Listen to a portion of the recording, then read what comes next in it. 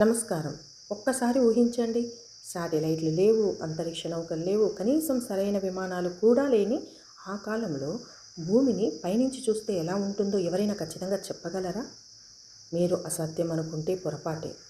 సరిగ్గా 5000 ఏళ్ల క్రితం మహాభారత కాలంలోనే మన భూమి యొక్క అసలు మ్యాప్ గీయబడింది. అవును, ఇది నిజమే. వినడానికి వింతగా ఉన్నా ఆ మ్యాప్ను ఇప్పుడు మనం గూగుల్ ఎర్త్లో చూస్తున్న మ్యాప్తో పోల్చి చూస్తే మీ వెన్నులో వణుకు పుడుతుంది. అసలు మన ఋషులకి ఆ విజన్ ఎలా సాధ్యమైంది? వారు వాడింది దైవశక్తినా, లేక మనకు అందని హై టెక్నాలజీనా? ఈరోజు వీడియోలో ఈ మిస్టరీని డీకోడ్ చేద్దాం. వెల్కమ్ టు తారా అమృతం. మహాభారత యుద్ధం మొదలయ్యే ముందు సంజయుడు ధృతరాష్ట్రుడికి ఈ ప్రపంచం ఎలా ఉంటుందో వివరిస్తాడు. భీష్మ పర్వంలోని ఆ శ్లోకం ప్రకారం భూమిని పైనుంచి చూస్తే అది ఒక కుందేలు ఆకారంలోనూ మరియు ఒక పీపల్ లీఫ్ ఆకారంలో కనిపిస్తుంది. అప్పట్లో ఈ మాటల్ని కేవలం కవిత్వం అనుకున్నారు. కానీ 11వ శతాబ్దంలో ఒక గొప్ప విద్వాంసుడు ఈ వర్ణన ఆధారంగా ఒక మ్యాప్ గీశారు.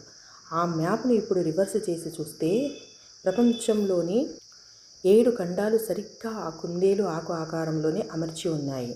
ఇది కేవలం కాకతాళీయమా, లేక ఆ కాలంలోనే మన ఋషులకి ఏరియల్ వ్యూ తెలుసా? మన పురాణాల్లో జంబూద్వీపం అనే పదాన్ని వినే ఉంటాం. ఆధునిక సైన్స్ ప్రకారం కొన్ని కోట్ల ఏళ్ల క్రితం భూమి అంతా ఒకే భారీ ఖండంగా ఉండేది. దానిని పాంజియా అంటాము. ఆశ్చర్యకరమైన విషయం ఏమంటే పురాణాల్లోని జంబూద్వీపం వర్ణన ఈ పాంజియా థియరీ అద్దం పట్టినట్లు ఉంటుంది.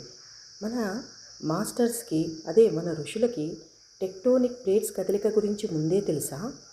వారు భూమిని 7 ద్వీపాలకు విభజించిన తీరు నేటి 7 ఖండాల విభజనకు ఎంత దగ్గరగా ఉందో తెలిస్తే మీరు ఆశ్చర్యపోతారు. ఇక్కడే అసలు మిస్టరీ మొదలవుతుంది. వారు వర్ణించిన 8వ ద్వీపం ఎక్కడ ఉంది? అది సముద్ర గర్భంలో కలిసిపోయిన కుమారి ఖండం కాదా? ఇక్కడ ఇంకో ట్విస్ట్ ఉంది. కేవలం భూమి ఆకారమే కాదు, సముద్రపు పోటుపాట్లు మరియు చంద్రుని ప్రభావం గురించి కూడా మన గ్రంథాల్లో ఖచ్చితమైన లెక్కలున్నాయి.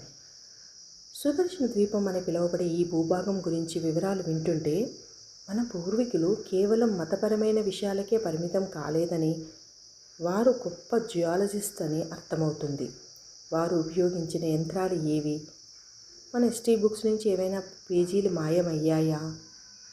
ప్రపంచవ్యాప్తంగా ఉన్న సైంటిస్టులు ఇప్పుడు మన పురాణాల్లోని జియోగ్రఫీని చూసి ఆశ్చర్యపోతున్నారు. మనం వెనుకబడిన వాళ్ళమని అనుకుంటున్నాం, కానీ మన మూలాల్లోకి వెళ్తే అంతు చిక్కని టెక్నాలజీ కనిపిస్తుంది. ఆ ఋషులు చూపిన మ్యాప్, వారు చెప్పిన లెక్కలు నేటికి నిజమవుతున్నాయి. మరి ఆ జ్ఞానం అంతా ఏమైపోయింది? మనం ఇంకా వెతకాల్సిన రహస్యాలు ఎన్ని ఉన్నాయి? దీనిపై మీ అభిప్రాయం ఏంటి? మన పూర్వీకుల దగ్గర నిజంగానే స్పేస్ టెక్నాలజీ ఉందంటారా? కామెంట్ సెక్షన్లో చెప్పండి. ఇలాంటి మరిన్ని సైంటిఫిక్ అండ్ హిస్టారికల్ మిస్టరీస్ కోసం సబ్స్క్రైబ్ చేయడం మర్చిపోకండి. ధన్యవాదములు.